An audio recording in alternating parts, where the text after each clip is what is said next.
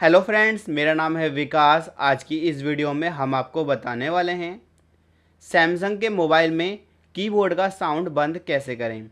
Samsung के mobile में थोड़ा मुश्किल है क्योंकि सैमसंग के फ़ोन में जो कीबोर्ड आता है वो सैमसंग का ही कीबोर्ड आता है, बाकी फ़ोनों में अलग कीबोर्ड होता है, अलग कंपनी का यानी।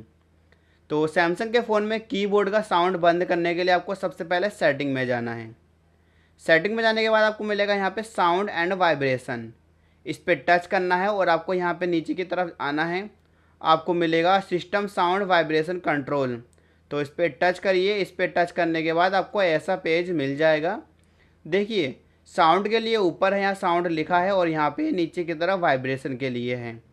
ये रहा सैमसंग कीबोर्ड। मैं इसे बंद कर देता हूँ। और यहाँ पर अगर आप चाहते हो कि आपका जो कीबोर्ड है वो वाइब्रेट भी ना करे तो इसे भी बंद कर दीजिए।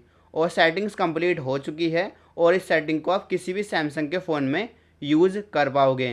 वीडियो पसंद आई है, वीडियो को लाइक करें, चैनल को सब्सक्राइब करें। मिलते हैं किसी नई वीडियो में।